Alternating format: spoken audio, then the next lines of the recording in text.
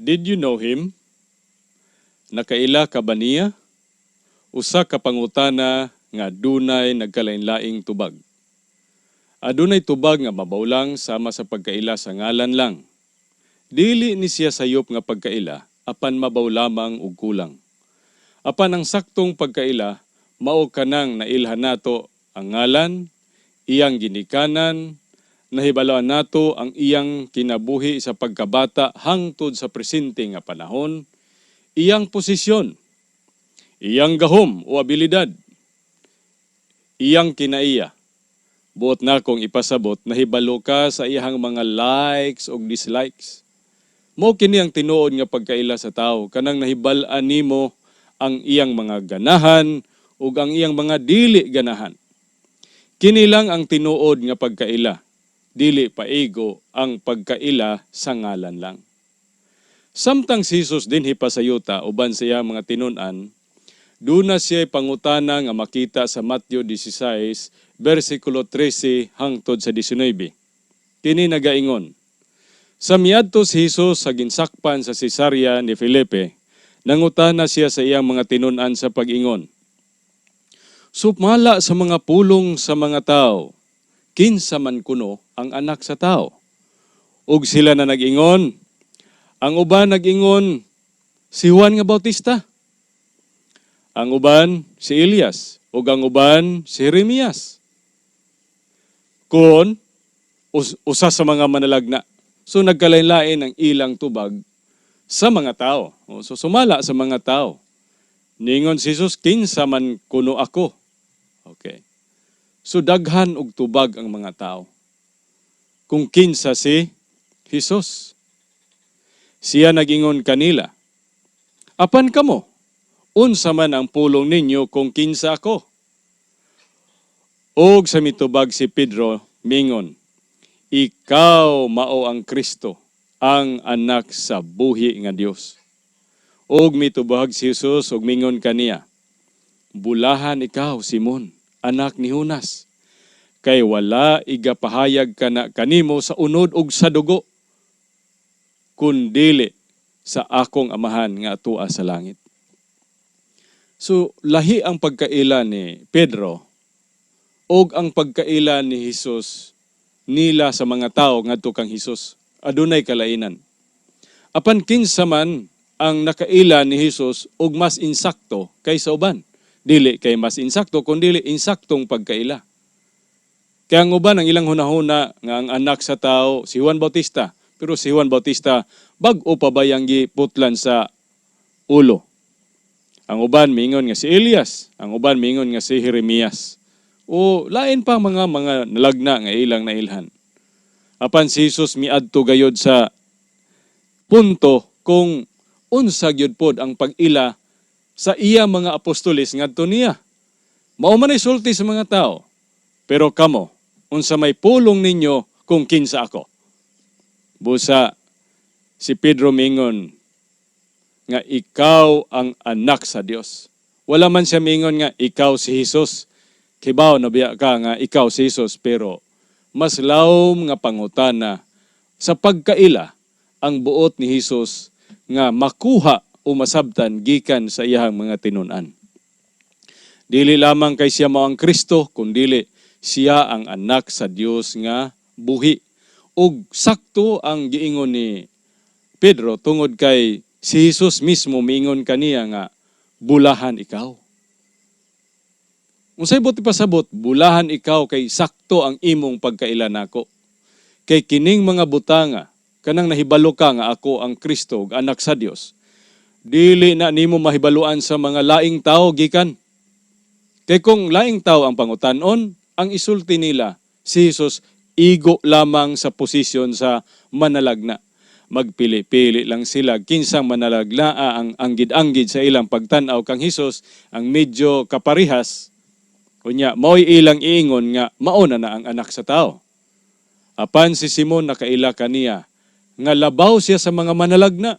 Labaw siya ni Juan Bautista, labaw siya ni Elias, labaw siya ni Jeremias. Kay siya miingon, ikaw mo ang Kristo, ang anak sa Dios. Unya ang nagpaila-ila ni ini ngadto kang Pedro, mao ang amahan nga tua sa langit. Sila sa unang panahon gipangutana, nga unsa man ang pulong ninyo kung kinsa ako? Kung kita karon ang pangutan-on, unsa kaha ang atong tubag? Kung ako mangutana kanimo, nakaila ka ba niya? Unsay imong tubag? Ang unang bahin sa pagkaila sa usa ka tawo mao ang pagkahibalog yod sa iyang ngalan. Dayon mo paatras ta sa pakigsayod mahitungod kaniya sa iyang kinabuhi buti pasabot sa iyang pagkasiya sa iyang mga kagahapon. Tanan nga kagahapon kung gusto nimo maila-ila ang tao, angay nimo na siyang mahibaluan dili paigo ang pangalan lang. Mao gayod ang bugtong sinugdang paagi sa pagkaila sa usa ka tawo ang pagkaila siyang pangalan. Gawas kung nataw sa usa ka ginikanan ug usa lang ka Pinoy-anan ang gipuy-an, dili na kakinahanglan nga mag-study pa sa kagahapon paatras. Sa ato mga igsoon sa panimalay, dili na ta mag-study pa, mag-research unsa ni siya sa niagi niyang kinabuhi. Kay kauban man mo sa pagpuyo diha sa usa ka puloy-anan. Sa tanang nga panahon diin kamo nagkauban. Apan kung ang atong ila-ilahon mas unang natawo kay kanato, sama kang Hesus, una siyang natawo kay kanato. O bisan kinsang tao nga unang natawo kay kanimo. So unsa may imong buhaton? Labi na kung natawo siya sa lain pagyud nga lugar kaysa imong natawhan ug imong gipuy-an. Do na lang joy usa ka paagi. Ilhon ang ngalan, unya tun-an ang iyang mga kagahapon kung kinsa ug unsa siya. Karon, unsa may ngalan ni Hesus sa wala pa ang kalibutan ug ang tanang mga linalang dinhi sa atong solar system.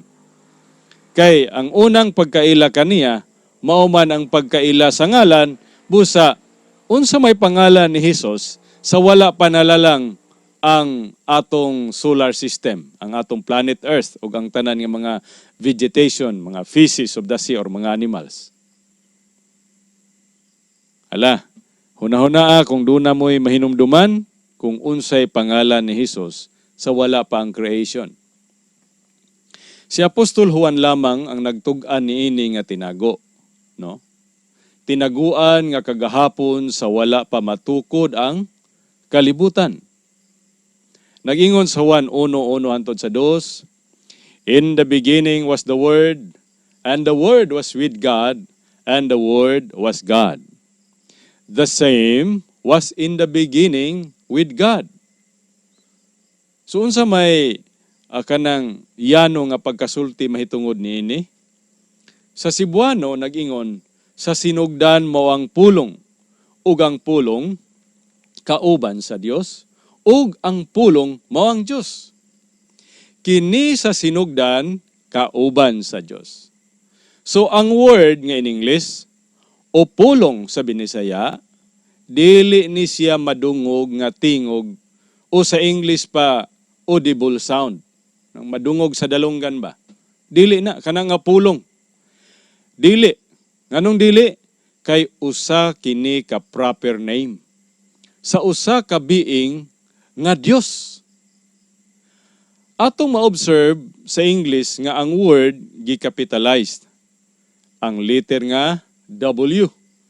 Pariha sa pagsulat sa atong ngalan, capitalize ang letter sa sinugdanan. Sa Cebuano, mao gihapon igsuon. Gi-capitalize ang letter nga P sa pulong nga pulong. Capitalize ang P. Unya mingon, siya kauban sa laing being, nga Diyos pod nga kauban niya sukad sa sinugdanan. Busa, dili day usa lang kabuok ang being nga Dios. Kay dinhi nag-ingon nga ang Dios adunay kauban. Nga Dios pod sukad pa sa sinugdan. Klaro kayo ang gisulti sa Biblia nga kining pulong Dios man nya duna pod say kauban nga isa pod ka being nga Dios usab kauban niya.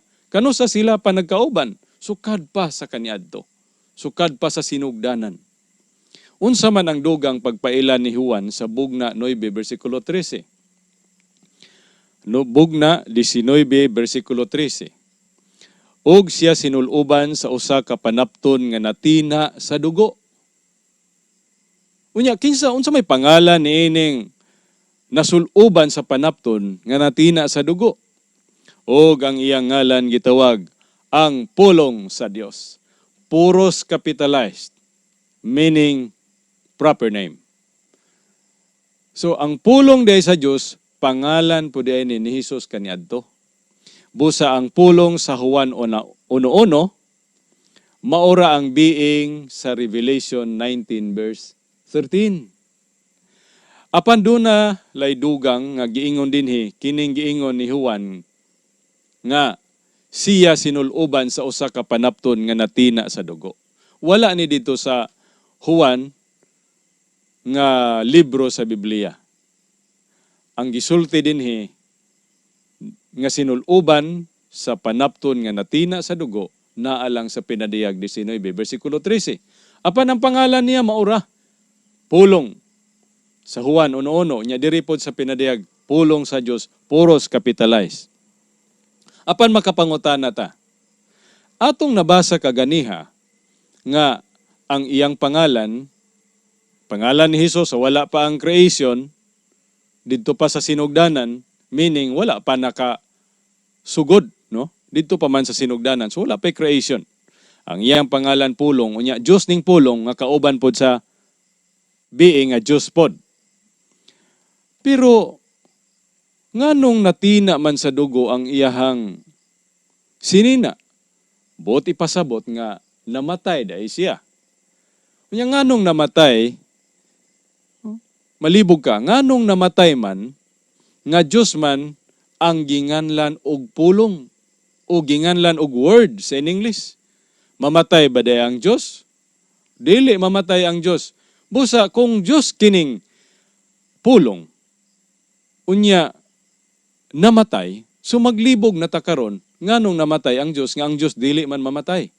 Sa unang Timoteo 6:15 hangtod sa 16 kini nag-ingon nga sa iyang kaugalingong mga panahon magapadayag kinsa ang dalaygon ug ang usa lamang ka makagagahom, ang hari sa kaharian ug ang Ginoo sa kaginuohan nga mao lamang ang walay kamatayon.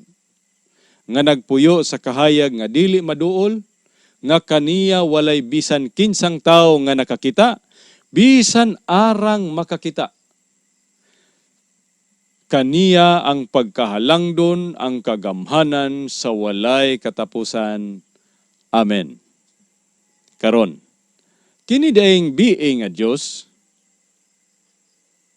wala di ay kamatayon. Pero nganong namatay man siya dito sa pinadayag? Nga Diyos man unta siya.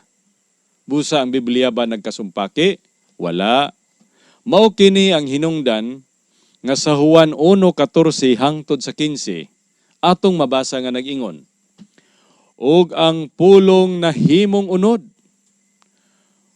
Buti pasabot ang Dios nahimong unod. Og nagpuyo ipon kanato og atong nakita ang iyang himaya. Himaya ingon nga sa bugtong anak gikan sa amahan, puno sa grasya og sa kamatuoran. Si Juan nagapamatuod mahitungod kaniya og misinggit nga nag-ingon. Kini mao siya nga tungod kaniya ako nagaingon. Ang muanhi sunod kanako, magauna kanako kay siya una man kanako. O asay magulang? Si Juan nga Bautista o si Jesus? Ang magulang si Juan Bautista.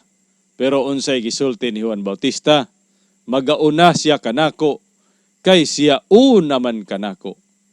Kinsa di ay ning ginganlan og pulong nga Dios sa Juan 1:1, walay lain kundili mao si Jesus. Wala may laing being nga kaniadto Dios apan nahimong unod. Pero sa pagkahimo niyang unod, wala ko nagpasabot nga nahunong ang iyang pagka-Dios. Kay niingon ra ba kog kaniadto Dios, buot na akong ipasabot, kaniadto Dios nga walay unod, walay dugo, walay bukog. Apan kining Dios nga ginganlag word or pulong, sumala sa Juan 1 bersikulo 14, nahimong unod. Buti pasabot, sama na nimo, sama na nako. Dunay bukog, unod og dugo. Mao di ay nga namatay siya. Karon sa wala pa ang creation, ang iyang ngalan pulong o pulong sa Dios. Unsa pay lain niyang pangalan? Human sa creation, doon na po siya laing pangalan. Kay kining ngalan nga pulong, wala pa man ni ang creation. Pero sa dihang sa panahon na ni Moises, sa Exodo 3:13 hangtod sa 15, nag-ingon. Og mingon si Moises sa Dios. Kinsa ni nga Dios? Mao kini si pulong. Mao kini ang pulong sa Dios. Mingon si Moises, aniya karon, kung ako makadangat sa mga anak sa Israel, ug magaingon ako kanila, ang Dios sa inyong mga ginikanan nagsugo kanako nganhi kaninyo, ug kung sila mangutana kanako, kinsa ang iyang ngalan? Unsa ang igatubag ko kanila? Unsay pulong sa Dios? Og mitubag ang Dios kang Moises, ako man ang mao ako.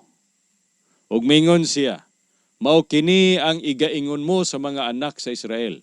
Ako man, mao ang nagsugo kanako nganha kaninyo. Ug labot pa mingon ang Dios kang Moises, dugangan pa gyud. Mao kini ang igaingon mo sa mga anak sa Israel.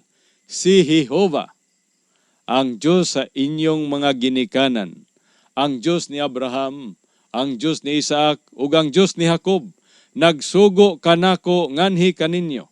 Mao kini ang akong ngalan sa walay katapusan. Kini mao ang handumanan sa tanan nga mga kaliwatan.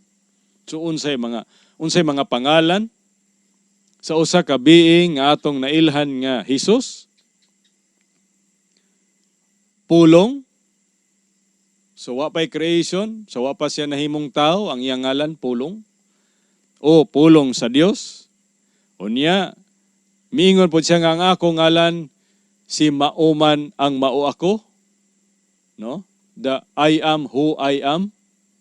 Unya, miingon pagid siya, si Jehovah, ang Diyos sa inyong mga ginikanan. So, nagdala po siya sa pangalan nga Jehovah. Sa diha nga nahimo na siyang unod, ginganlan siyag anak, ngalan na niya, bugtong anak. So ang hunahuna manggod sa uban sa pulong anak, sama pod sa tao nga manganak. Unya kay Jesus ginganlan mag-anak, ila pong hunahuna nga gipanganak sama sa tao. Dili, ang pulong anak, ngalan ra pod na niya sa dihang nahimo na siyang unod. Sa daghag ngalan, bisan usara siya kabiing. Ngalan siya bugtong anak, doon na po'y ngalan niyang anak sa Diyos, doon na po'y pangalan niyang kordero. Nya doon na po siya gingon nga anak sa tao. No? So puros ni mga pangalan niya. Dayon, Jesus o Kristo. So mao kini ang nagakadaiyang mga pangalan sa usalang kabiing. Ug sa diha nga siya moanhin na siya lain pangalan. Mabasa nato ni sa Bugna 19 versikulo 16.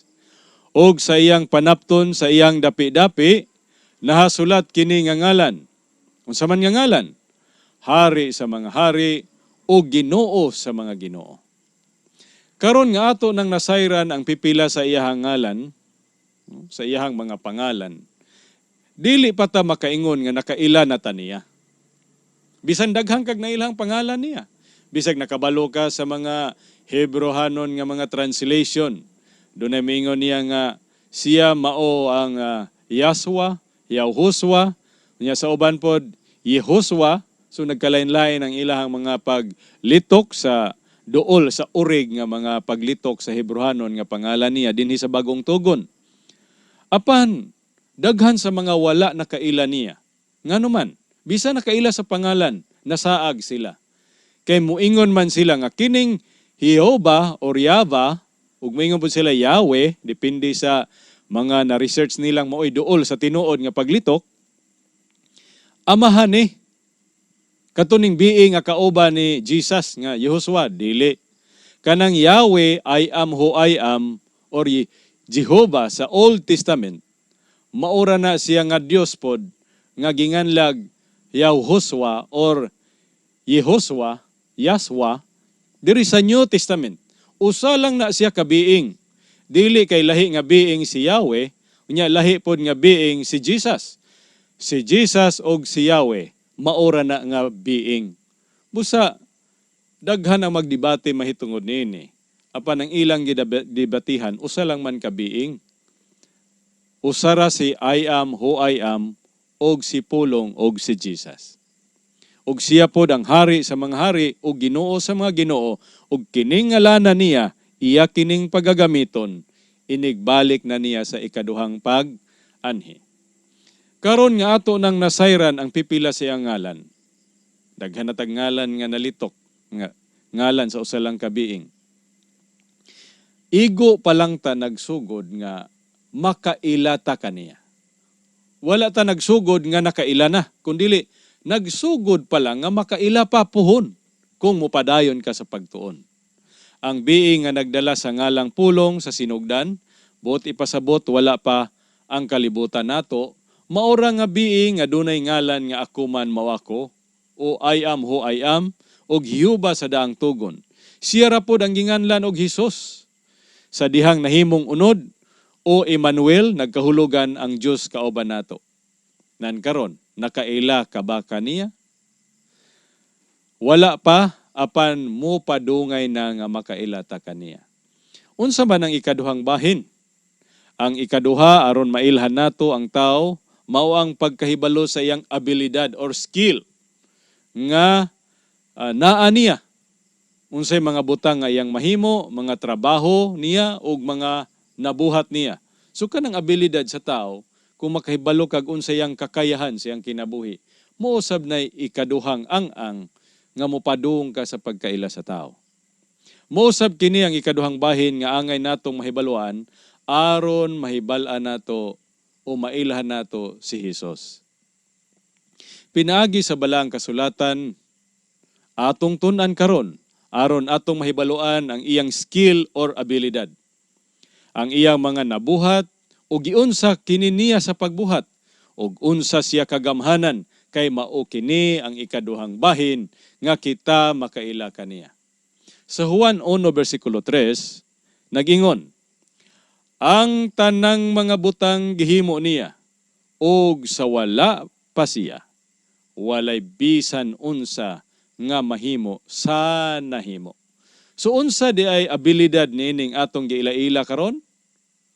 Siya di ay usa ka creator. Siya di ay ning God diha sa Genesis. Sa Bugna 3:14 kini nagingon, og sulatan mo ang manulunda sa iglesia sa Laodicea. Ang Amen, ang saksi nga matinud-anon ug maminatud-on, ang sinugdan sa mga binuhat sa Dios. So kini di ang matuod nga saksi, ang Amen. Walay lain nga mao si Jesus Christ. Siya day ang sinugdan sa mga buhat sa Dios. Siya ang nagsugod, siya ang tuburan, no? Wala kini nagpasabot nga siya'y unang gihimo. Kaya ang uban naghunahuna nga tungod kay siya man ang sinugdanan sa mga buhat sa Dios, binuhat pod siya nga giuna lang, dili. Ang anak dili binuhat kay kauban naman sila sukad pa sa sinugdanan. Kay kung ulahi ang anak sa ginganlag amahan nga being, now, dili unta sila kauban. Pero kay kauban man sukad pa sa eternidad. Di pareha silang edad.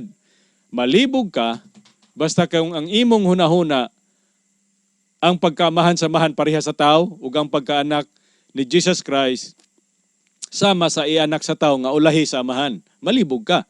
Pero kung makasabot ka nga kining pulong anak, ngalan lang di ay, so dili ka na malibog karon.